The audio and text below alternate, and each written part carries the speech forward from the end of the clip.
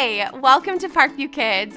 I'm Tina, and I want to take this opportunity on behalf of our entire kids team to say, I'm so glad you're here. Here at Parkview, we love the next generation, and we want to give them our very best. Our top priority is providing a space where kids can learn about and grow their relationship with Jesus in a way that's fun and engaging. During our time together, your kids will hear an age-appropriate lesson that will help them deepen their understanding of who God is. I want to encourage you to sit down and watch this together. We hope that this will provide a foundation for you to have great conversation together as a family about the truths that are talked about here. And make sure you stick around after the video to hear about some more great resources that we have for you and your family. All right, are you ready to get started? Let's go.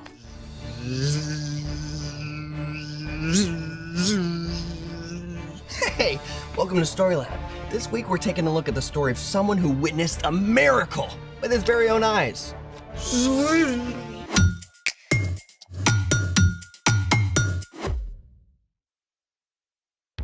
Hey, I'm Zeke. And I'm Carter. All month we're talking about how trusting and following Jesus changes the way we treat others. Everything okay? Sorry. What's going on? One of my best friends just moved all the way across the country. That's tough. But you can still FaceTime, right? Yeah, I guess. I know what you need. What? An epic battle between the forces of good and evil. How is that supposed to help? I don't know exactly, but it always cheers me up. Fair. Great! Then let there be light. Swords. Don't you have a test to study for? Oh, this is all about you, bro. You ready? Let's make it! Today we're gonna make our very own light swords. I grant you, this could be cool. What do we need? Pool noodles, giant rolls of cardboard, high-powered LED lights? Straws. Great, I'll go get... Wait, like drinking straws? Straws! I was picturing something a little more galaxy-conquering. These are simply the best for light swords. Did you see what I did there? Simply. I don't see it yet, but okay. Okay, we need 2 straws, black tape, scissors, glue sticks, a glue gun, rhinestones, and these dazzling finger lights. Ooh, I call blue. Oh, then I will get, red. Okay, for step 1, cut a few strips of black tape and cover the base of the light.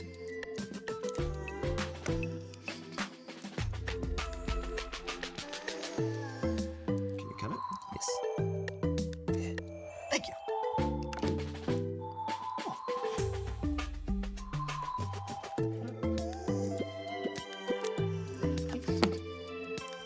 Now for step 2, you're gonna need a grown-up around for this. Prepare the glue gun.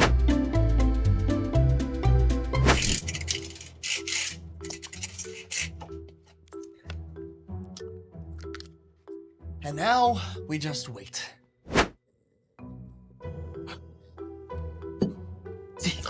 What? I think they're ready. Oh, they're ready? Oh, perfect. Mine's ready. Okay. Now squeeze a little glue on the base around the light. Enough so the straw stays in place, but not too much or you'll cover the light. Gotcha.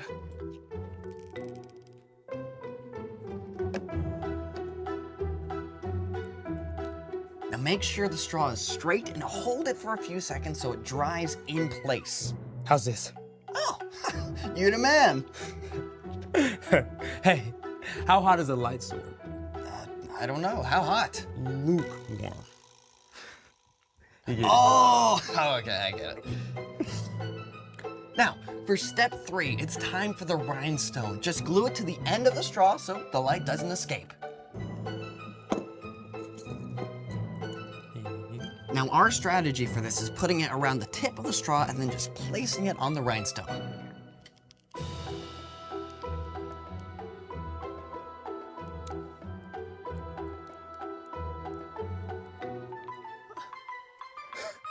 Brilliant and ridiculous. They're like light swords for mice. My swords! Can we turn them on? Oh, yeah, let's turn off the lights first. Good idea. Okay, now count it down. 3, 2, 1. Look at that. Oh.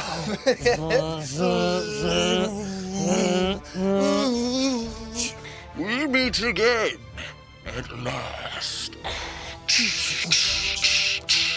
If you strike me down, I will become more powerful than you can possibly imagine.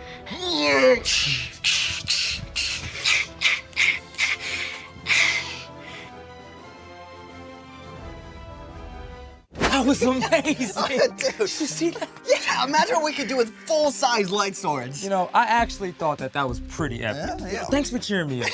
Oh, hey, I've got another mood booster for you. Someone else who saw the light. Bring it on. It's time for... The story before the story. Today we're in the second book of the New Testament, Mark. Mark was a Jesus follower and a close friend and traveling companion of the Apostle Peter. Mark collected and recorded stories from the life of Jesus to make sure they didn't get lost. Everywhere Jesus went, big crowds gathered. No matter how tired he was, Jesus always had time to show kindness and compassion. In chapter 10, Mark writes about Jesus' journey to Jerusalem. Jesus was traveling there for the last time to give up his life. Which is where our story starts. Take it away. Hey everyone! On their way to Jerusalem, Jesus and his followers passed through the large, busy city of Jericho. More and more people gathered until a crowd followed as they left the city. People lined the streets, straining for a chance to see Jesus. Ahead, a man named Bartimaeus sat by the side of the road asking for money. He was blind and he couldn't see a thing, but he could hear all the voices. Look, it's Jesus. I heard he heals the sick. I heard he raised a man from the dead. He fed thousands of people with just a few loaves of bread and fish. He can do anything. Bartimaeus' thoughts must have raced as he listened.